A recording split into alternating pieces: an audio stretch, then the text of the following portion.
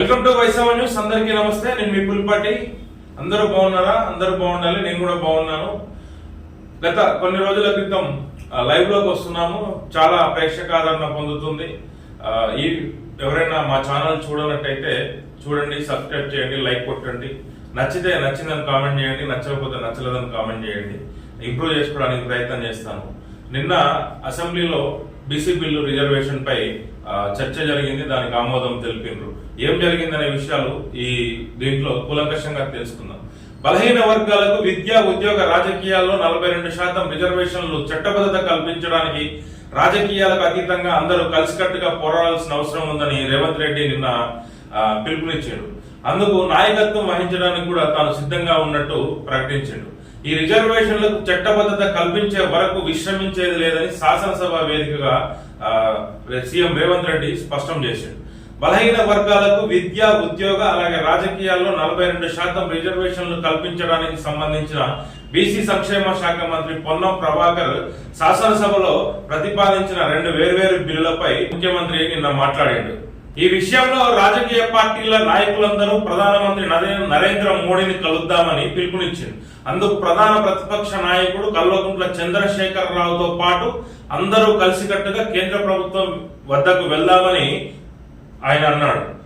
ప్రస్తుత పార్లమెంట్ సమావేశాలు జరుగుతున్న నేపథ్యంలో వీలైనంత తొందరగా ప్రధాని మోదీని కలవడానికి ప్రయత్నించాలని చెబుతూ అందుకు సంబంధించి వారి అపాయింట్మెంట్ కొరకు లేఖ రాయాలని ప్రభుత్వ ప్రధాన కార్యదర్శిని ఆదేశించారు. ప్రధానమంత్రితో పాటు లోక్సభ ప్రధాన ప్రతిపక్ష నాయకుడు రాహుల్ గాంధీని కలిసి అన్ని విషయాలు వివరించి పార్లమెంట్ లో ఈ అంశాన్ని చర్చించడంతో పాటు సహకరించాలని కోరుదామని చెప్పారు. శాసనసభలో ప్రవేశపెట్టిన 2 బిల్లులకు మద్దతుగా రాజకీయాలకు అతీతంగా, సిద్ధాంతాలకు అతీతంగా, జెండాలు ఎజెండాలకు అతీతంగా బలహీన వర్గాలకు అండగా ఏకాభిప్రాయంతో నిలబడ్డాయని ఒక సందేశాన్ని పంపించడంలో సహకరించినందుకు ముఖ్యమంత్రి మనస్ఫూర్తిగా వారికి అందరికీ అభినందనలు తెలియజేశారు. శాస్త్రీయ పద్ధతిలో బీసీల గణాంకాలు తేల్చకుండా రిజర్వేషన్లు 50% మించొద్దని సుప్రీంకోర్టు ఏదైతే ఆర్డర్ ఇచ్చిందో, దేశంలోనే మొట్టమొదటిసారిగా తెలంగాణలో పారదర్శకంగా ప్రభుత్వ సామాజిక, ఆర్థిక, విద్య, ఉపాధి, రాజకీయ కులగణన సర్వే లెక్కలు తేల్చిందని ఆయన అన్నారు. బీసీ కులగణన విషయంలో 4 ఫిబ్రవరి 2024 మంత్రిమండలి తీర్మానంలో ప్రారంభించి సరిగ్గా ఏడాది పూర్తయ్యేలోగా తిరిగి 4 ఫిబ్రవరి 2025 శాసనసభలో తీర్మానం ఆమోదించే వరకు జరిగిన ప్రక్రియను ముఖ్యమంత్రి నిన్న వివరించాడు. అందుకు గుర్తుగా ప్రతి ఏడాది ఫిబ్రవరి 4న సోషల్ జస్టిస్ డేగా నిర్వహించుకోవాలని శాసనసభ ఆమోదించిన విషయాన్ని గుర్తు చేసింది. ప్రభుత్వం నిర్వహించిన సర్వే తేల్చిన లెక్క 100% నిజమని చెప్పేసి నిన్న ముఖ్యమంత్రి అన్నాడు. ఈ సర్వే ప్రకారం బలహీన వర్గాలకు 56% ఉన్నట్లు తేలింది. బీసీలకు 42% రిజర్వేషన్లు కల్పించాలని గతంలో తీర్మానం చేసి కేంద్రానికి పంపించినామని చెప్పాడు. ఇప్పుడు ఈ బిల్లు ప్రవేశపెట్టడం ద్వారా చట్టబద్ధత కల్పిస్తున్నామని, బీసీలకు 42% రిజర్వేషన్లు సాధించే వరకు తాను విశ్రమించేది లేదని అసెంబ్లీ వేదికగా నిన్న తెలియజేసింది. దేశానికే మార్గదర్శకత్వం వహించేటువంటి బలహీన వర్గాలకు స్థానిక సంస్థల్లో విద్యా, ఉపాధి అవకాశాల్లో 42% రిజర్వేషన్లు కల్పించాలని ఈరోజు తెలంగాణ శాసనసభ గౌరవ ముఖ్యమంత్రి రేవంత్ రెడ్డి గారి నాయకత్వంలో, ఉప ముఖ్యమంత్రి గారి భట్టి గారి నాయకత్వంలో సహచర కేబినెట్ మంత్రులు, శాసనసభ్యులు, ప్రతిపక్ష రాజకీయ పార్టీలైనటువంటి బీఆర్ఎస్, బీజేపీ, ఎంఐఎం, సిపిఐ అందరూ కూడా కలిసి ఏకగ్రీవంగా తీర్మానం చేసినటువంటి అంశాన్ని ఇది తెలంగాణ రాష్ట్ర బలహీన వర్గాలందరికీ కూడా ఒక శుభసూచకంగా కాంగ్రెస్ పార్టీ తీసుకున్నటువంటి ఒక గొప్ప విప్లవాత్మక నిర్ణయకంగా ఈ సందర్భంగా మనం చేస్తూ ఉన్నాం.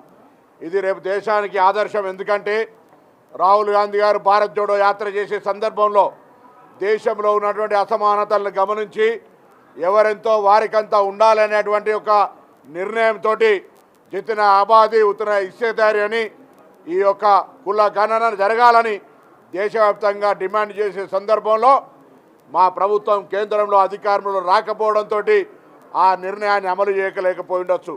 ఈరోజు తెలంగాణలో రాహుల్ గాంధీ గారి నాయకత్వంలో ఏర్పడినటువంటి సభానాయకుడు రేవంత్ రెడ్డి గారు మా ప్రభుత్వం ఈ కుల గణనకు సంబంధించి గత సంవత్సరం ఫిబ్రవరి 4 కేబినెట్ నిర్ణయం తీసుకొని 16 ఫిబ్రవరి రోజు శాసనసభలో ప్రవేశపెట్టి నిర్ణయం నుంచి నివేదిక దాకా ఒక సంవత్సరం లోపు మళ్ళీ ఫిబ్రవరి 4, 2025 నాడు ఇదే శాసనసభలో పెట్టుకొని ఈ రోజు మార్చి 17 నాడు ఈ యొక్క ఎస్సీ ఎస్టీ బీసీలకు సంబంధించిన కుల సర్వే ఆధారంగా తెలంగాణలో ఉన్నటువంటి జనాభా ఒక ఎంపీరికల్ సర్వే, ఒక ప్రామాణికమైనటువంటి సర్వే చేయడం ద్వారా రాజ్యాంగంలో ఉన్నటువంటి షెడ్యూల్ 9లో పెట్టి ఈ యొక్క 42% తెలంగాణకు అమలు చేయాలి అని కేంద్రానికి పంపేటువంటి బిల్లును ఏకగ్రీవంగా ఆమోదం చేసుకోవడం జరిగింది. ఈరోజు ఈ బిల్లు రాష్ట్రంలో 5 లక్షల మంది నిరుద్యోగ యువతకు ఉపాధి అవకాశాలు కల్పించాలన్న ఆలోచనతో 6,000 కోట్ల రూపాయలతో రాష్ట్ర ప్రభుత్వం రాజీవ్ యువ వికాసం కార్యక్రమాన్ని చేపట్టిందని ముఖ్యమంత్రి చెప్పారు. స్వయం ఉపాధి కింద అసలైన అర్హులైన నిరుద్యోగ యువతీ యువకులకు ఈ పథకం ప్రయోజనం చేకూర్చాలని స్పష్టం చేశారు. జూన్ 2వ తేదీన 5 లక్షల మంది లబ్ధిదారులను ప్రకటిస్తామని ఆయన అన్నారు. ఎస్సీ ఎస్టీ బీసీ మైనారిటీ నిరుద్యోగ యువతీ యువకులకు ఆర్థిక సహాయం అందించడానికి ఉద్దేశించిన రాజీవ్ యువ వికాసం కార్యక్రమాన్ని శాసనసభ ప్రాంగణంలో ముఖ్యమంత్రి నిన్న ప్రారంభించారు. ఈ కార్యక్రమంలో ఉప ముఖ్యమంత్రి మల్లు భట్టి విక్రమార్కతో పాటు మంత్రివర్గ సహచరులు, ఆయా రాజకీయ పార్టీల ప్రజా ప్రతినిధుల సమక్షంలో ముఖ్యమంత్రి ఈ పథకాన్ని ప్రారంభించారు. అనంతరం ముఖ్యమంత్రి ప్రసంగిస్తూ పథకం ప్రధాన ఉద్దేశాలను విడమర్చి చెప్పిండు. నైపుణ్యం ఉండి ఉద్యోగం లభించిన యువతకు ఈ పథకం కింద ప్రాధాన్యత కల్పించాలని, పారదర్శకంగా ఈ పథకం అమలు చేయాలని, అర్హులైన నిరుద్యోగులకు మాత్రమే ప్రయోజనం చేకూర్చేలాగా ఈ పథకం ఉండాలని సూచించారు. ఎస్సీ ఎస్టీ బీసీ మైనారిటీ వర్గాలను ఉద్దేశించి ఈ పథకం ముందు మరింత స్పష్టంగా అమలు చేస్తామని, అర్హులైన యువతీ యువకులకు ఎంపిక చేయడానికి ప్రజాప్రతినిధులు మండలాల వారీగా సమావేశాలు నిర్వహించుకోవాలని, ఈ పథకం ద్వారా ప్రతి నియోజకవర్గంలో 4 నుండి 5,000 మంది ఉపాధి పొందవచ్చునని తెలియజేశారు. ఈ పథకం ద్వారా అర్హత ఉన్న వారికి 50,000 నుంచి 4 లక్షల వరకు సహాయం అందించవచ్చని, ఇవ్వగలిగిన చోట ఉద్యోగాలు ఇస్తున్నామని, అవకాశాలు లేని చోట ఉపాధి కల్పిస్తున్నామని, నైపుణ్యాన్ని నేర్పించాల్సిన చోట వృత్తి నైపుణ్య శిక్షణ ఇస్తున్నామని కూడా సీఎం రేవంత్ రెడ్డి అన్నాడు.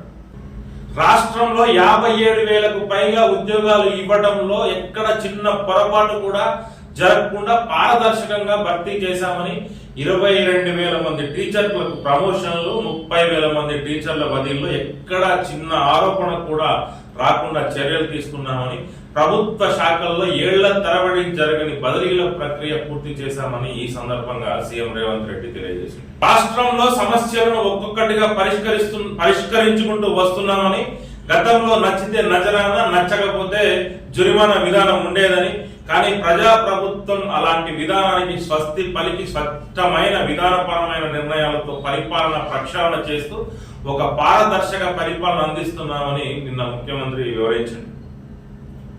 చర్లపల్లి రైల్వే టెర్మినల్ ఏదైతే రైల్వే స్టేషన్ ఉందో దానికి అమరజీవి పొట్టి శ్రీరాములు పేరు పెట్టాలని ముఖ్యమంత్రి రైల్వే శాఖ మంత్రి అశ్విని వైష్ణవ్కు నిన్న ఒక లేఖ రాసింది. దేశంలో భాషా ప్రయుక్త రాష్ట్రాల ఏర్పాటుకు పునాది వేసిన పొట్టి శ్రీరాములు త్యాగాలను స్మరిస్తూ చర్లపల్లి రైల్వే టెర్మినల్ స్టేషన్ కు వారి పేరు పెట్టాలని తెలంగాణ ప్రజల తరపున విజ్ఞప్తి చేస్తున్నామని ముఖ్యమంత్రి ఆ లేఖలో పేర్కొన్నాడు. తెలుగు వారిలో ప్రత్యేక గుర్తింపు, సంస్కృతికి కారణమైన పొట్టి శ్రీరాములు తరతరాలకు స్ఫూర్తిగా నిలుస్తారని కొనియాడారు. సామాజిక న్యాయం, అణగారిన వర్గాల కోసం వారు ఎనలేని కృషి చేశారని ఈ సందర్భంగా గుర్తు చేశారు. సమాజంలో అన్ని వర్గాలకు సమాన హక్కులు ఉండాలని పోరాడిన పొట్టి శ్రీరాములు గారు చేసిన ఆమరణ నిరాహార దీక్ష వారి నిస్వార్థ త్యాగానికి తెలుగు వారికి గర్వకారణంగా నిలుస్తుందని ఈ సందర్భంగా పేర్కొన్నారు. ఈ రైల్వే టెర్మినల్ ఏర్పాటు ద్వారా తెలంగాణ మౌలిక సదుపాయాల కల్పనలో అదనపు ప్రయోజనం చేకూరుతుందని, తెలంగాణ రైజింగ్ దార్శనికతకు ఇది ఎంతగానో తోడ్పడుతుందని ఆయన అన్నారు. రాష్ట్రాన్ని $1 ట్రిలియన్ ఆర్థిక వ్యవస్థగా తీర్చిదిద్దాలన్న తమ లక్ష్య సాధనకు ఈ కొత్త రవాణా కేంద్రం ఉపయుక్తంగా చేశారంటూ రైల్వే మంత్రి ముఖ్యమంత్రి అభినందనలు తెలియజేశారు. తెలుగు ప్రజల కోసం పొట్టి శ్రీరాములు చేసిన త్యాగాలకు గుర్తుగా చర్లపల్లి రైల్వే టెర్మినల్ కు వారి పేరును పెట్టి గౌరవించుకోవాల్సిన అవసరం ఉందని, వారి అసమాన అంకిత భావానికి నివాళిగా భావిస్తున్నామని ఈ సందర్భంగా సీఎం రేవంత్ రెడ్డి అన్నాడు. మా విజ్ఞప్తిని పరిగణనలోకి తీసుకొని రైల్వే టెర్మినల్ స్టేషన్ పేరు మార్చాలని కోరుతున్నామని, ఈ విషయంలో మీరు అందించే సహకారం ఒక గొప్ప అడుగు అవుతుందని తెలంగాణ ప్రజలు, తెలుగు మాట్లాడే ప్రజలందరూ దీన్ని ఎంతగానో అభినందిస్తారని, ఈ విజ్ఞప్తి విషయంలో సానుకూలంగా స్పందించాలని ఆ లేఖలో ముఖ్యమంత్రి పేర్కొని ఆశాభావం వ్యక్తం చేశారు.